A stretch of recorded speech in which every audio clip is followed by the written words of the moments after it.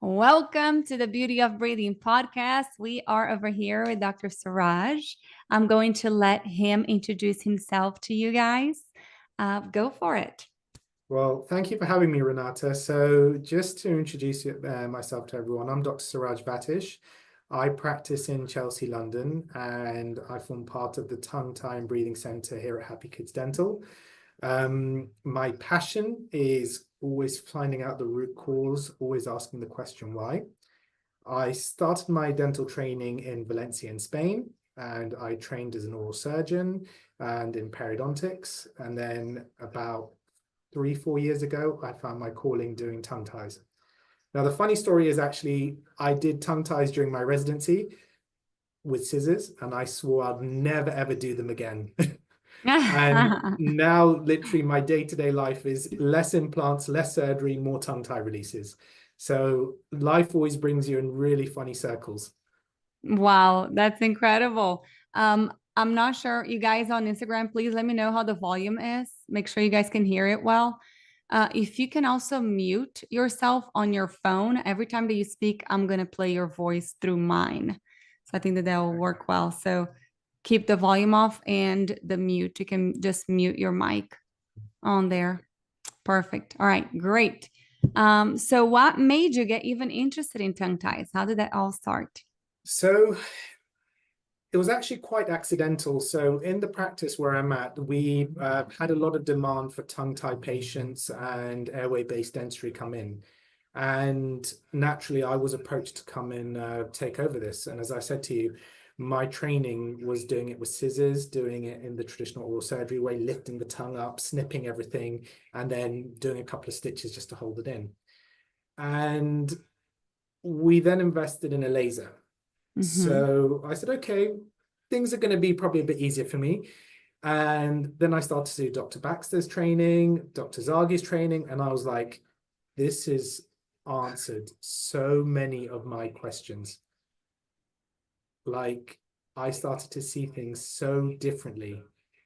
I understood why my patients were suffering from more gum disease, suffering from crooked teeth, were mouth breathing a lot more, grinding their teeth, and my world was changed. And since then, I'm one of the few tongue tie release providers in the UK. I think in London, there's only 2 of us.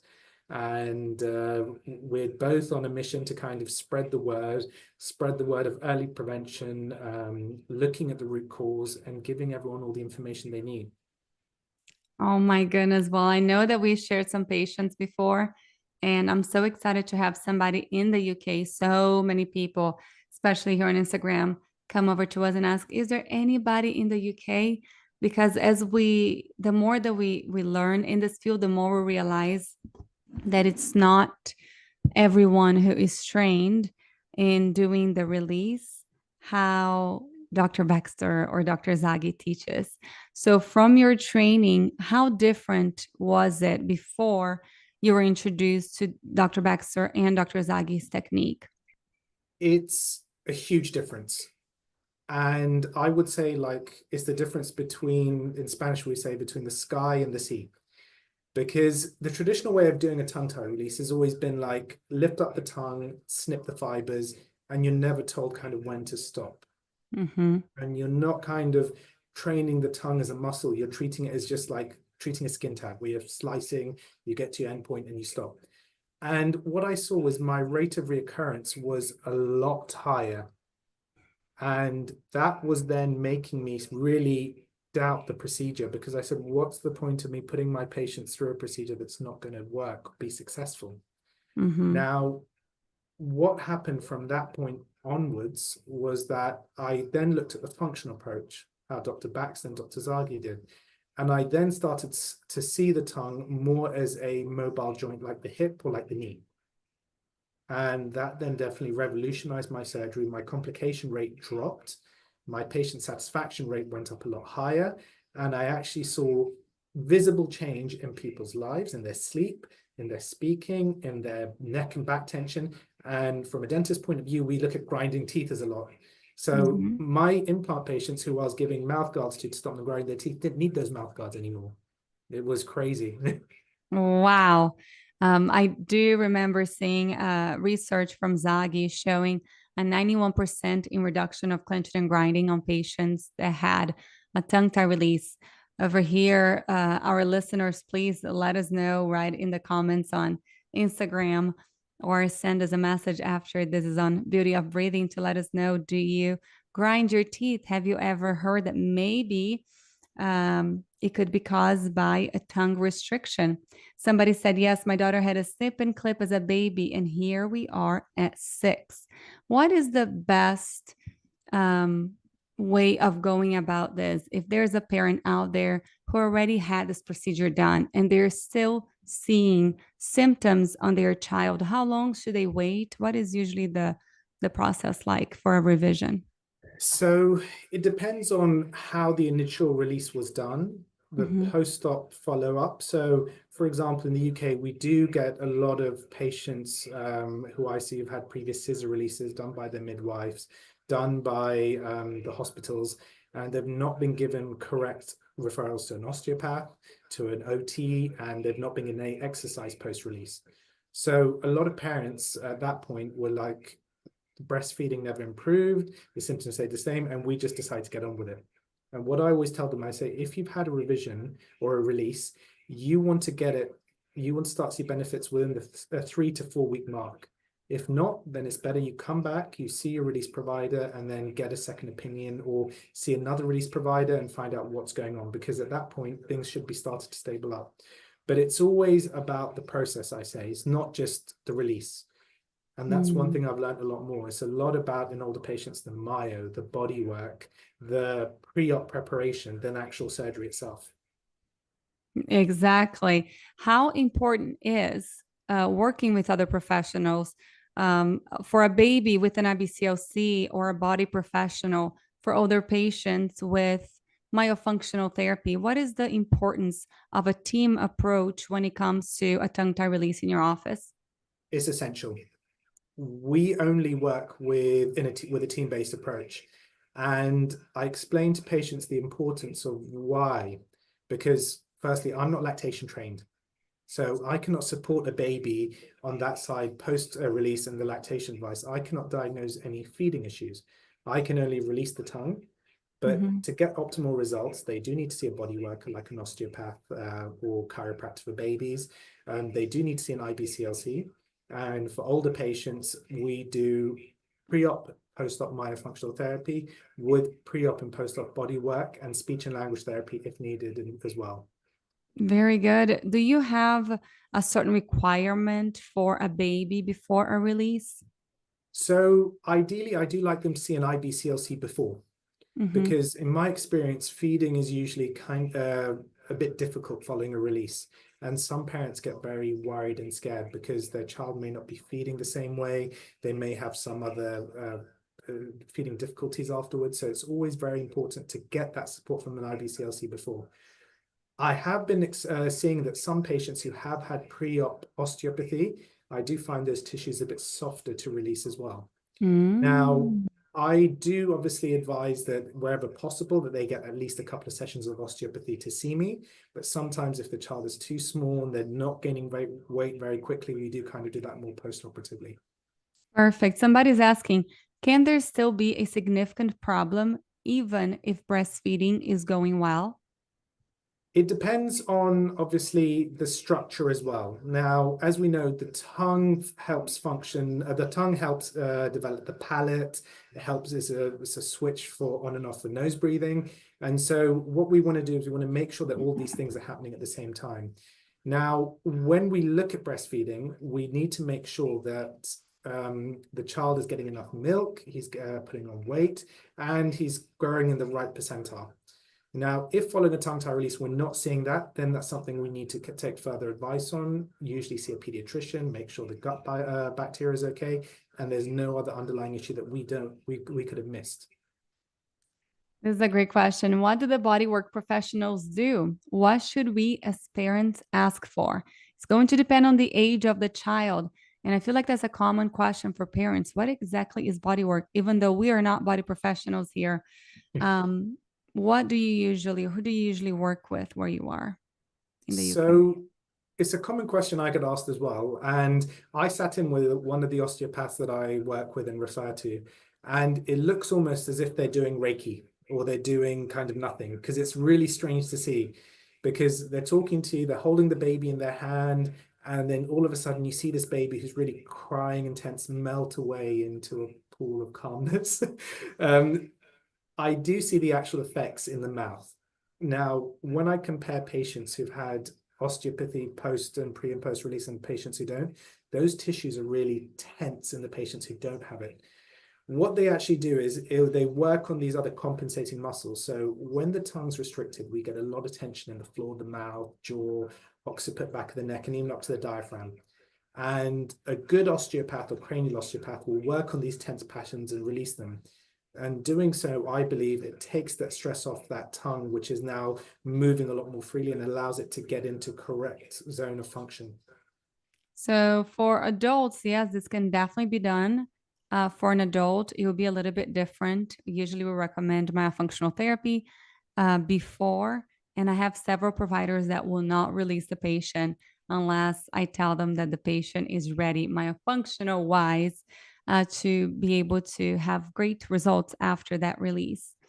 Body professional wise for an adult, I like what you mentioned, craniosacral therapy, cranial osteopath, even a massage therapist is going to depend on what kind of professional you have around you and you have, easily accessible. However, tons of these, I can hear myself. Is the volume on your phone? It keeps turning itself back off. Let me try and. Because you can actually turn the your mute back on, and I'll just put earbuds on, and then you won't. There you go. You can unmute yourself on your phone. Oh, perfect. Hold on. Let me just make sure that it connects over to my earbuds. Hold on just a second right here. All right. How is that? No echo, everybody? Can you hear me? I can hear you on No? both. I'm trying to unmute. Instagram's not letting me completely remove the volume there for some reason. Okay. I think it worked. You're in my ear now. Okay. Okay. I think it worked. Is it good, everybody? Sorry. We want to make sure the sound is really, really good for you guys. All righty. So now let's see if we have any other questions. Yes, as an adult, I have heard of so many different types. And of course, there are good professionals and there are great professionals. I have had craniosacral therapy done where I didn't really feel much. And then I have had some sessions with different practitioners that I busted out crying the first session, that you can feel the changes, but it's just going to depend on the amount of training that they had. I know that for craniosacral, you want somebody that's been trained by the Upledger Institute, and you can go on the Upledger website and find a professional around you. But I know that those are like Upledgers who came up with craniosacral therapy. So that's a good one. Do you have any good craniosacral or cranio-osteopath around you they usually refer to?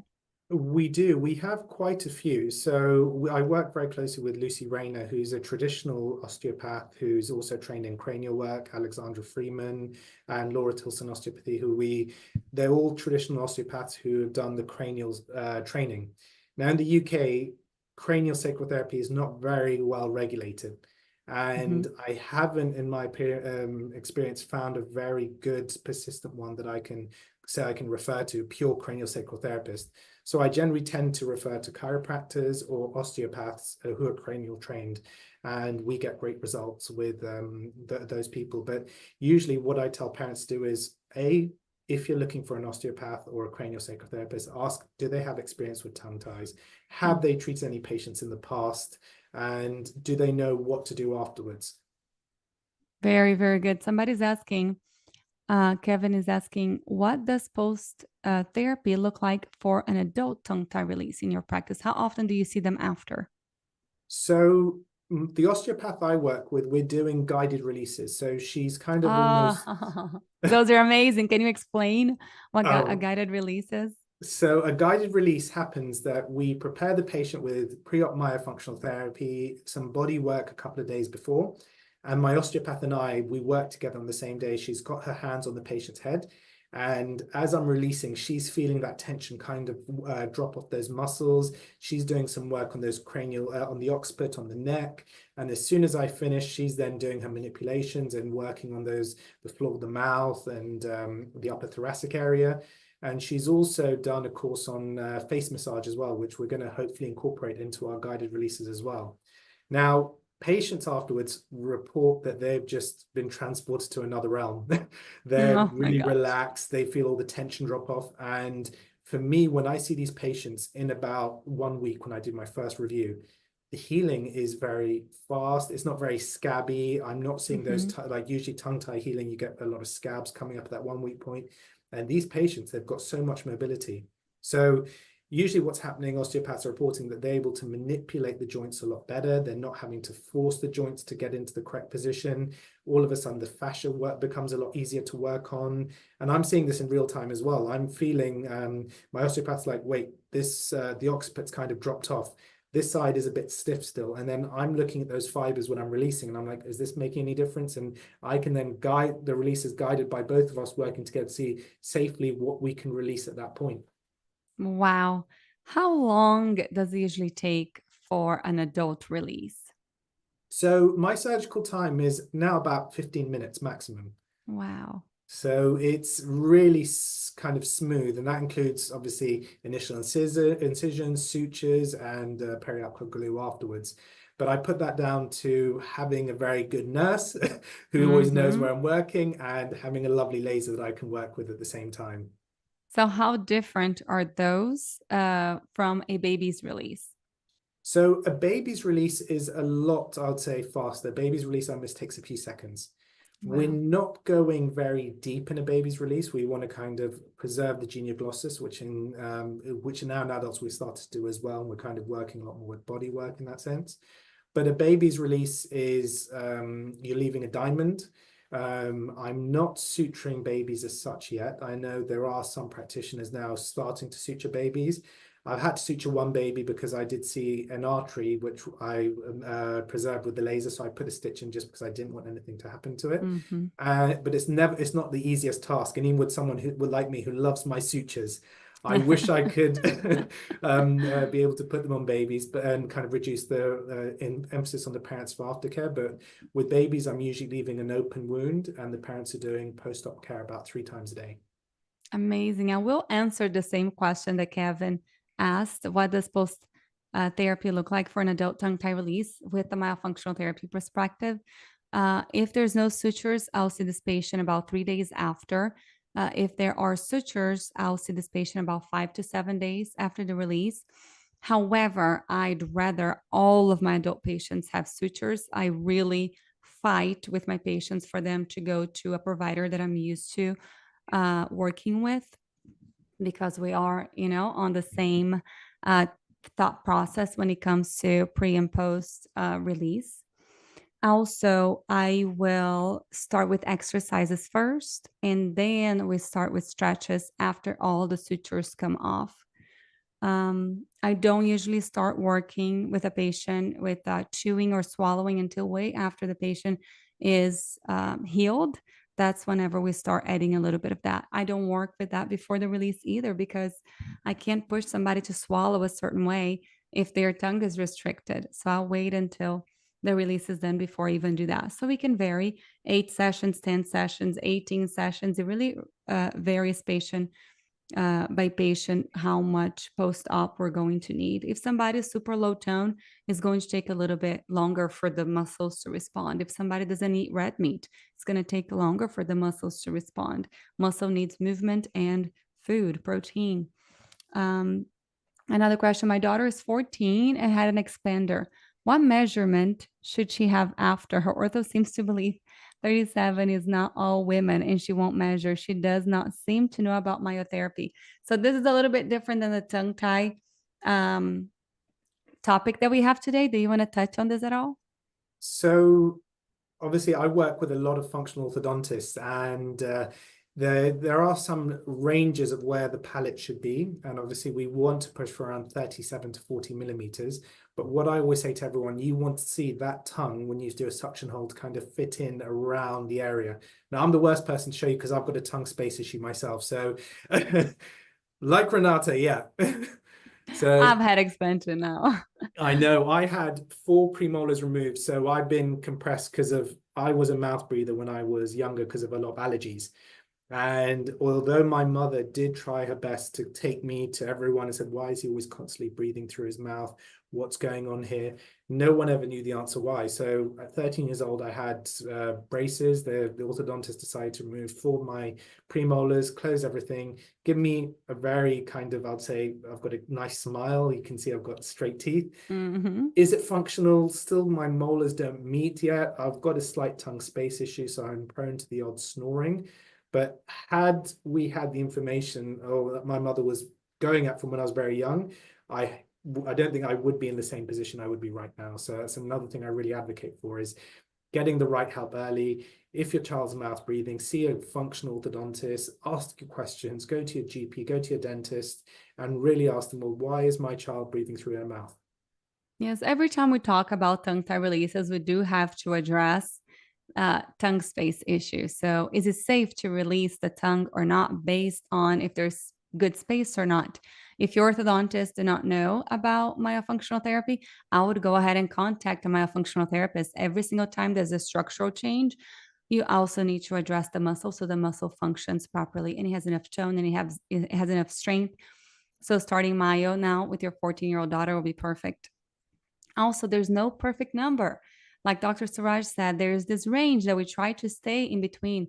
Some people have messaged me saying my orthodontist expands everybody to 43 millimeters, molar to molar. It's impossible. You can't do that. I went from a 30 to a 37 millimeter. I at 40 would have looked weird. My face, I feel like it's wide enough now. So it's not going to fit everybody. And then, of course, you have the issue that the lower jaw might not be able to catch up because you cannot expand the lower jaw. We have more questions. What do you recommend? Oh, they cannot hear you. They just told me that. Oh, Are you muted on your phone? I think I should. I have oral surgeon as an orthodontist tell me there's no evidence for this. It's very frustrating.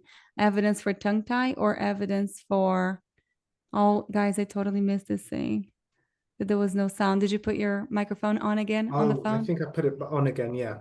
But Okay, you're going to be slightly echoing, I think. So, sorry, what was the question again, Renata? here, I'll turn it down. We were talking about the expansion. How do I find a myofunctional therapist? If you guys go on my resources right now, go to www.airwaycircle.com/directory. We have a whole directory of multidisciplinary professionals, myofunctional therapists, dentists, orthodontists, ENTs, body professionals. Oh no, they missed all of you. Let's see. Would you love to hear recommendations on CSCs and osteos? No sound. Okay, this episode is gonna go on beauty of breathing next week. On Tuesday, it's going to be released, so you guys are gonna be able to have the audio version. Let's see. There's another question over here. Nope, there it was. Everybody just letting me know that there was no sound. All right, perfect. Let me make sure we got everybody. Yes, all the questions are answered here. Okay, now there's echo for me. I'm so sorry. We're trying to make sure that this works. I don't know what else to do. It's been a tricky one, I think, with the audiovisual today. I think either I didn't have Oh enough my light and goodness. then And my camera was not on at all. So I use this software that I can go live everywhere. And that software, was not working where my camera wouldn't turn on. But anyways, again, this will be on Beauty of the Breathing. You guys are going to be able to have full access to the audio version of this podcast. What is the post-op recovery look like in a 5-month-old? Is there any potential side effects of releasing the tongue tie? I'm going to let you answer that. Okay. So it depends on obviously when I treat patients who are about 5 months old, you've got to understand they're a bit more aware of what's going on. Now, the most difficult thing about treating a 5-month-old is the post-op aftercare or the stretches, because That's where a lot of patients, the parents really struggle with them. Now, we also got to understand at this point it's quite a tricky from a development point, because that's when we start to kind of switch over to solids, and things then start to get a bit more. So we may run the risk of an oral aversion. I still don't withhold treatment, but I also always make sure that these patients are under the care of a feeding specialist, IBCLC, and that we're kind of justifying the procedure at this point, because we usually can see that these are the patients who have been struggling to feed up to this point. They've been let down by the midwives, by some of the other professionals who see them, and they've been told there's no tongue tie, or their reflux is just there because it's there. So these are the patients that we really do need the extra support with.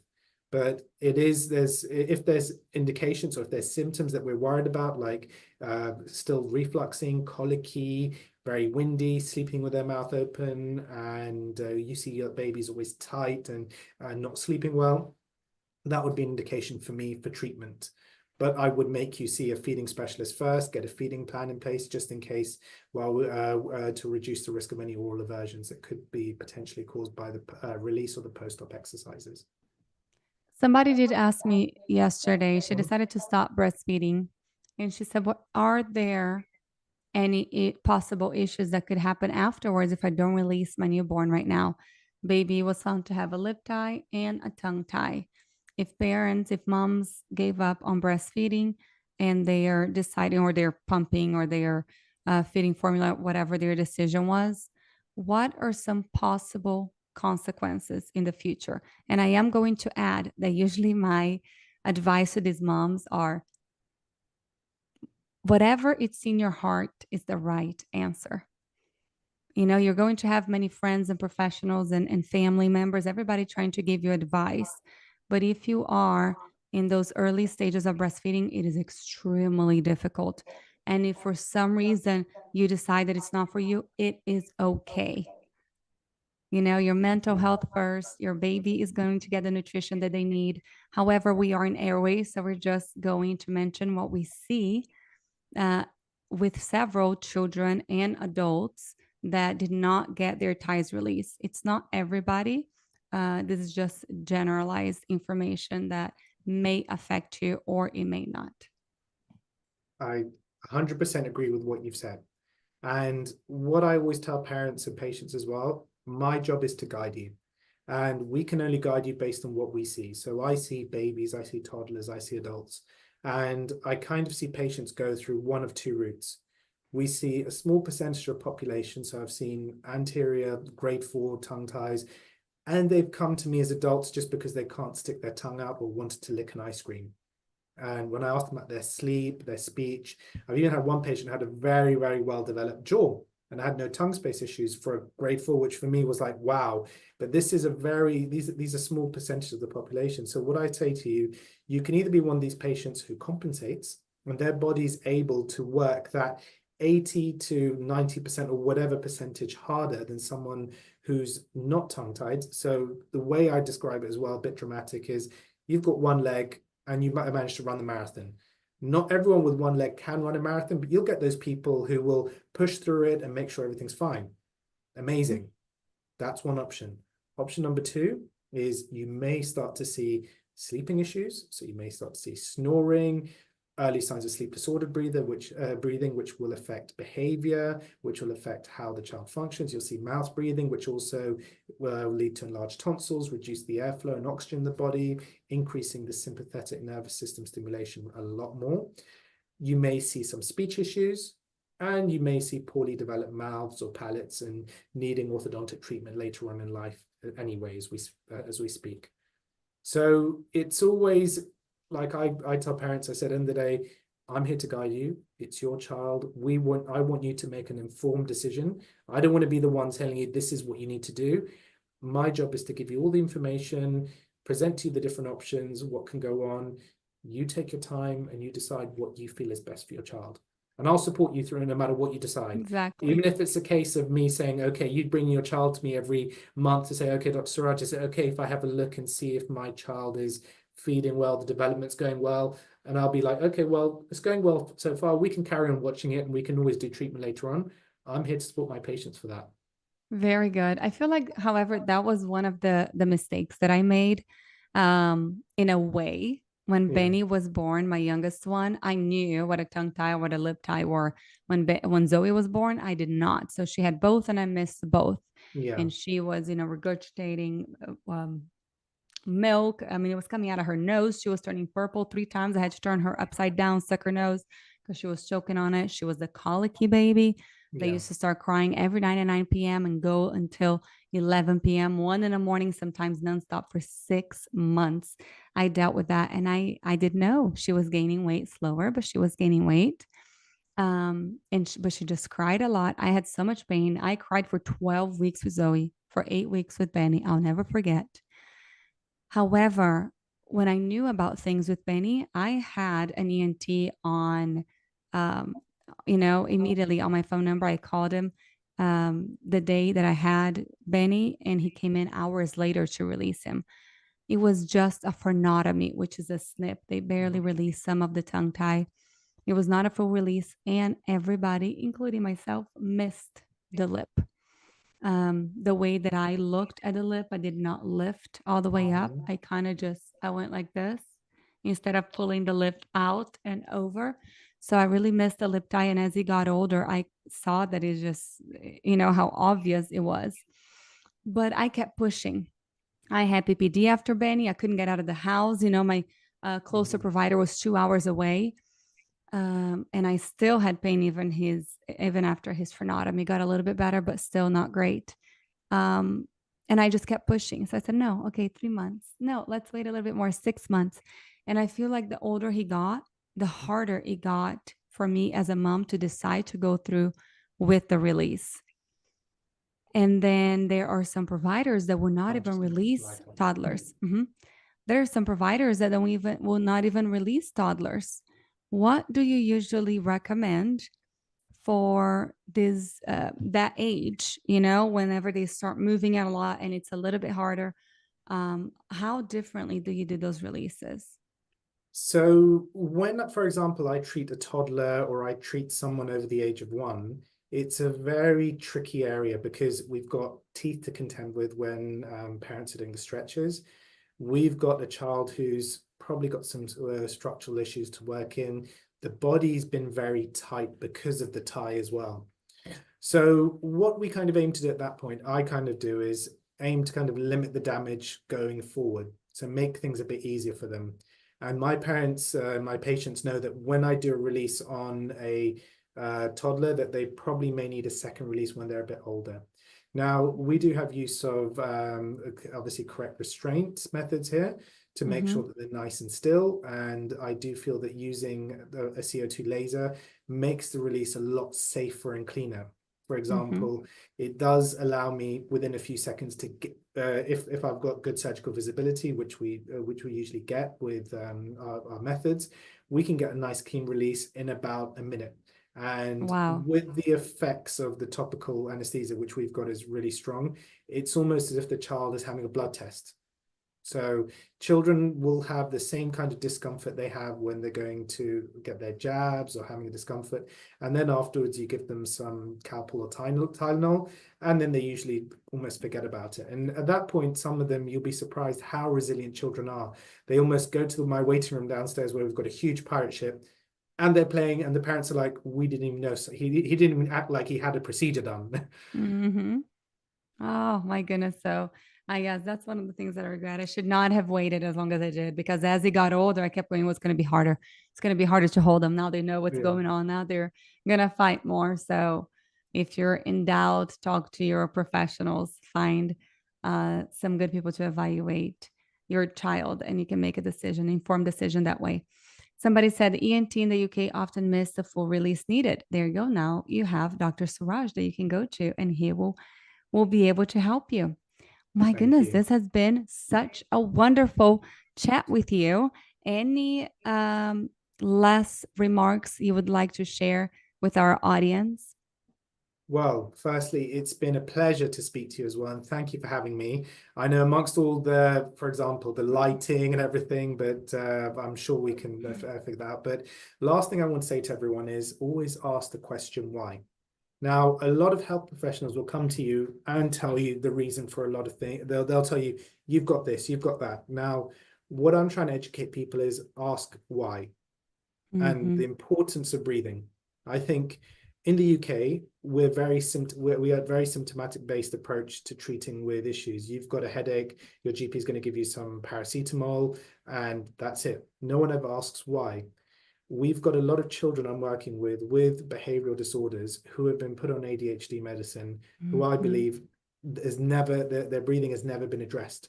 And I'm now been, one of my patients was a psychiatrist who, once we had discussion, he put his head in his hands and he felt so bad that he'd let so many patients down because he never looked at the breathing. And he's changed his practice to work with us.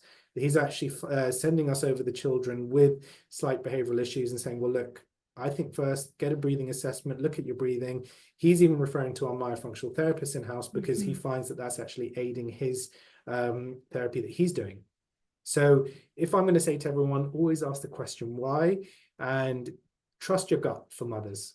If we didn't have mother's intuition, we wouldn't be around as a species. Mm-hmm. It's nature. We want to nurture that. We don't let any other professional tell you there's no tongue tie, it's in your head, etc. If you still feel in your gut, which most mothers, 98% of mothers will, you follow it up. Come to see myself, come to see any other tongue tie release provider who's local to you. In the UK, there's myself, there's Dr. Levenkind up in North London, and anyone, I think that's really it. So you can either see either one of us, we'll be more than happy to help you. Amazing. Can you let everybody know how to reach out to you? So there's a couple of ways. You can either book in through the Happy Kids Dental website. So that's happykidsdental.co.uk. You can contact me on my Instagram, which is at Dr. S. Vatish DDS. And for adults, we have a practice called American Smile, which is in the same building. So I see adults and children in the same place. American Smile, you can Google it. You can book directly in through our website and to see me about tongue ties, lip ties, or even any oral surgery queries you have. All right. That sounds perfect. Thank you so much for hanging out with us today. Again, this episode will be out next week. Thank you, everyone. Have a wonderful day. Thank you. Bye.